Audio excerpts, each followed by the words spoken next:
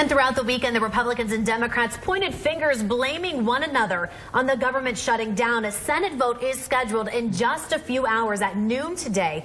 Now, Dr. Lee Hanna, a political science professor at Wright State University, is here with me this morning to kind of break all of this down. I know we just got done hearing from Clancy. We saw that line outside of Wright-Patterson Air Force Base. But how do you think those employees, as they head into work this morning, how will they be affected by this government shutdown? Yeah, so there's still quite a bit of uncertainty in terms of which jobs are deemed essential and which are not. But there will be many that will show up today, will sign a furlough paper and leave and essentially agree to not do any government work until this is sorted out. They may be coming back tomorrow. They may be coming back in a week. We just don't know at this point. And then, military personnel who are deemed essential are going to be working, but with some uncertainty about when their next paycheck will come as well. So it's certainly a very disruptive moment. Yeah. Especially here in the Miami Valley with Wright-Patterson Air Force Base. But also you talked about those military personnel, the ones that are deemed essential will still report to work but not get a paycheck. Is that different from other government shutdowns we've had in the past, most recently 2013? Yeah, so they all differ a little bit. So in 2013, they did work out pay for the military. So far, that's not been worked out in this current deal, as far as I understand. What they do about back pay, what they do about specific civilians who are furloughed is still yet to be determined. They have made some changes. So they had a few bad optics in 2013. Most notably, there were World War II vets who showed up at the World War II monument in Washington, and they were barricaded out, and they essentially kind of worked their way through, and it just looked like really terrible form.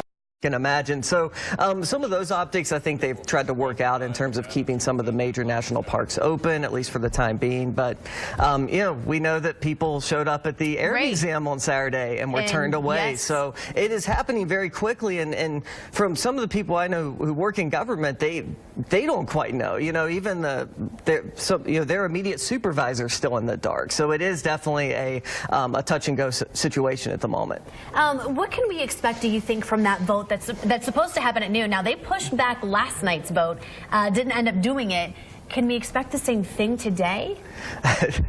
We can. I mean, I think at this point we can expect anything, right? But what we're seeing is that basically the Republicans are saying you need to vote on the budget and then we'll deal with DACA. And the Democrats are saying you need to vote on DACA, make some decisions about DACA, then we'll vote on the budget. So it's just a classic stalemate that we're seeing right now. The people who are feeling the most pressure, though, are those moderate Democrats, especially those Democrats in states. There are Democrats who are going up for re-election in 2018 in states that Trump carried by 15, 20 points. And so they feel like anything that could, undermine their, opinion back home, their support back home, could really be detrimental. So to what extent Joe Manchin, Joe Donnelly, Claire McCaskill, those types of senators will yield and kind of vote on this 3-week continuing resolution is something that we're still waiting on. Well, even if they do approve this plan today, it still really just kicks the can down to February 8th. Yes. So are we going to end up right back where we are right now?